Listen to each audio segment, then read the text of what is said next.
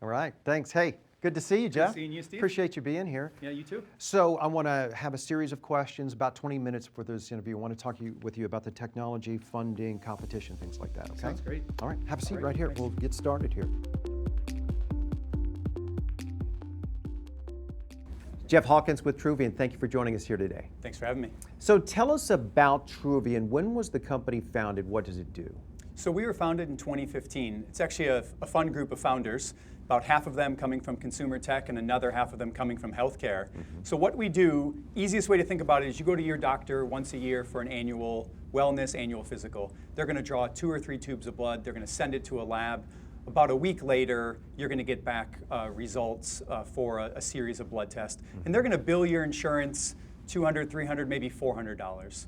What we've done is we've built a machine that would sit on your countertop where you can put the sample in there, and it can do what that reference lab does, but it can do it in 20 minutes, it can do it for a fraction of the cost, and it can do it with just a little bit of blood. So you come with a background in this. Tell me a little bit about how it's relevant to what Truvian does. Sure, so I went to school for chemistry and then went into the diagnostic industry out of undergrad.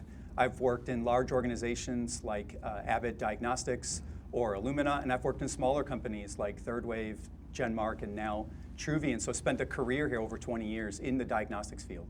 You talk about cost. Tell me about the cost of the instrument and how that trickles down to the consumer. So the way we think about it is, what should this testing cost per analyte? So today, as I mentioned, a large reference lab like a Quest or a LabCorp might be charging hundreds of dollars for this. We think a technology like this should enable testing around $1 an analyte. So if you're getting a broad panel, let's say 35 analytes, that should cost around $35 to $40. The first panel we're developing actually does 35 of the most common analytes you would receive if you went to that annual wellness exam. It's my understanding that your tests only require 5 drops of blood. That's not a lot. The thing to know in diagnostics is there's certain analytes you can detect from any source of blood, whether that's from your finger or from a blood draw. And there are a few analytes where you have to have a blood draw. But the vast majority of the tests you receive, you can do from your finger, from what's called a capillary source. And in that regard, we need around 5 drops of blood. That's not a lot. That's not. Compared to a tube, which is holding milliliters of blood, so 10 milliliters of blood in a large tube, compared to, think about that tube only filled with a little bit at the bottom of the tube is what that 5 drops would be equivalent to.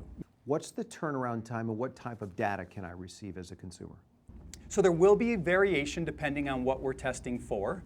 So in general, the panels are going to be available to you to put that blood in. The results will be delivered in about 30 minutes.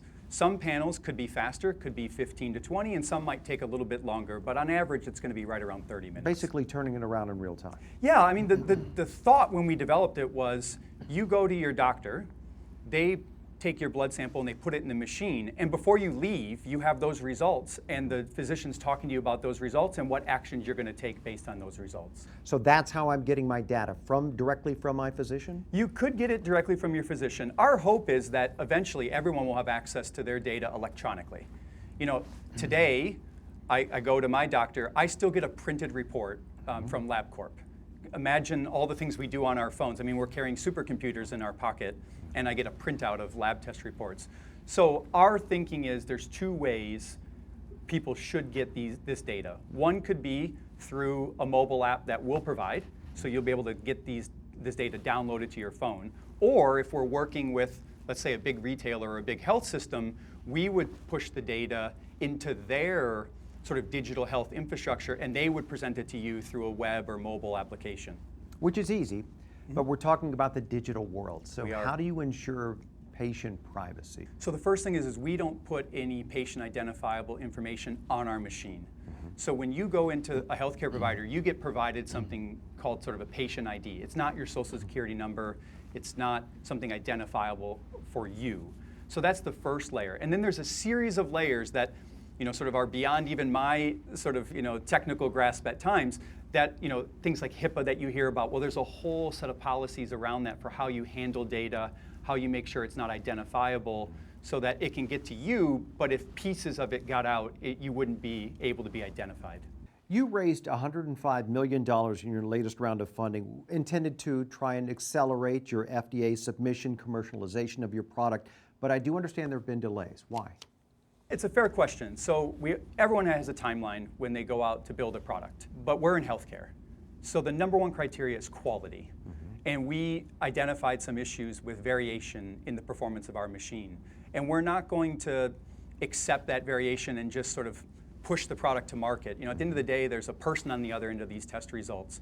So we had to take some extra time to resolve that source of variation. We've done that now. We're back on track and moving forward, but we were never going to sacrifice the quality just to hit a timeline we might have communicated.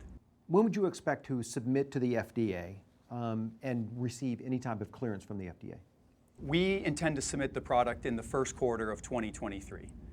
Now, there's a range of time the FDA can take. The FDA can be very fast. It could take 3 months, or it could take longer and be sort of 9 months or even 12. We're estimating it's going to be sort of in that 6 to 9 month period for the FDA review, taking into account sort of a novel device that we've built and some inefficiencies that may still be in the system when we submit related to their review of, ongoing review of COVID. What type of data do you have to submit to them? So there's two types of data you need for a diagnostic test like this. One is place the device in the end user environment. So that could be a retailer, it could be a doctor's office. And have them run a standard, something that's known, and have each of those labs run it over and over and over again. The term is sort of reproducibility, right? You want to prove that anybody running it in any location on any machine gets the same result. That's one component of it. The second component is we'll take samples from people and we will test them on our device, and we'll test them on what are considered sort of the standard devices, so the large devices that are in use in those reference labs, existing FDA cleared products. And we're going to look to compare the accuracy of those results between the two. So those two pieces together equal the submission that you would put into the FDA. Assuming the product is approved, what are the company's next steps? The next step is commercialization. So we've built the capacity to make the machine. We built the capacity to make the actual disposable, the thing that runs the test. So we'll start to work with our end customers, the clinics, the retailers, the doctor's offices, and get this testing into routine use. All right, so let's back up then and reverse this though. Let's say the product, the application, the data is not approved by the FDA or significantly delayed in some way. What will you do then? Well, I'm not overly worried about that for two reasons. The first is the data we need is well known. In our world, we can look at other approved testing devices. We know their accuracy, we know what their performance looks like, and we know from our interactions with the FDA where we have to be in context of those folks. So at the end of our trial, we'll already know if our data meets what the FDA has asked us to do or not. The other side would be, is it going to get significantly delayed because of delays at the FDA related to COVID or some other thing? And I think had we been submitting 2 years ago, I would have told you that was a big concern. The FDA had to shut down all reviews except for COVID tests because we needed testing in this market. But now the FDA has started to open up reviews for other devices. They're opening up different routes to get feedback. So I feel like the trajectory there is good, and we won't experience the delays on the submission review. Do you have competition in this space, and if so, who's your greatest competition? I think the folks who are going to be the most threatened by us will be the large reference labs. If you look at the US market especially, almost 70% of routine testing is done by two companies, Quest and LabCorp. Our device going into a doctor's office or going into a retail clinic, those samples that are there would normally go to them. So they're going to go to us. So I think they're the most obvious sort of glaring competitor that's going to look to try to slow our traction down.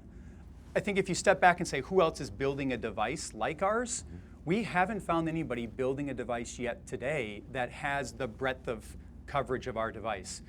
If you think about what's happening, there's 3 different testing modalities happening inside of our machine, and a lot of people are building instruments that do 1 or maybe 2. So when it comes to just is there a me too of what Truvian is building, a copycat? We haven't found that copycat competitor yet building something similar to us that can be placed into that doctor's office. I'm sure you've been asked in the past and continue to be asked about Theranos. How is your product different? I think the first thing that makes us different is, this company has been built by people who knew healthcare, and it's staffed with people who come from this industry. I think if you look at the board and advisors we've put around the company, we have people from this industry veterans from healthcare, from retail. We have thought leaders in the clinical medicine world, people running labs in academic medical centers. Those are sort of our advisors. And I think the third piece of it is we've been transparent from the beginning. This is what the machine can do.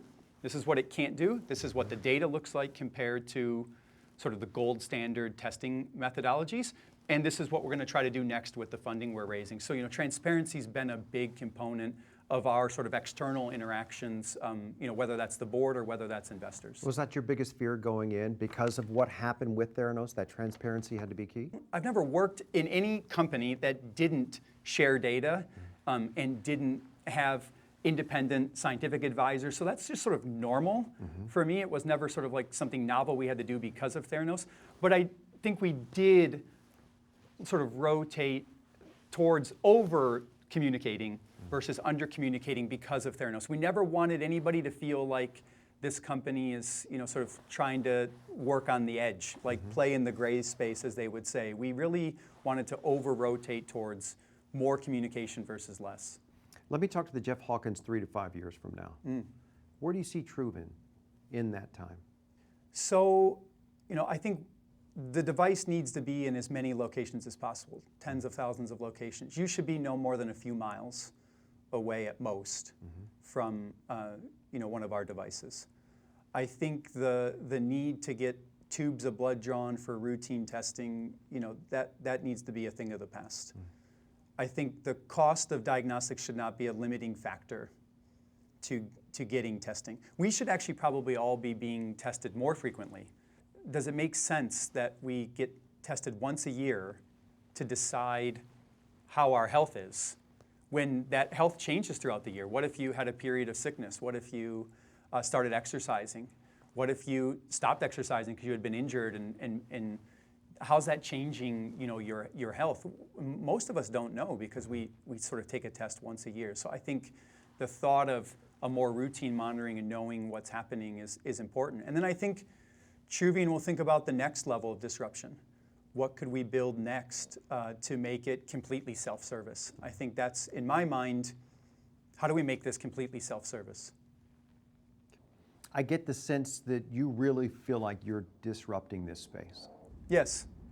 My thinking is, startups exist to take different approaches to markets that exist. We didn't invent diagnostics.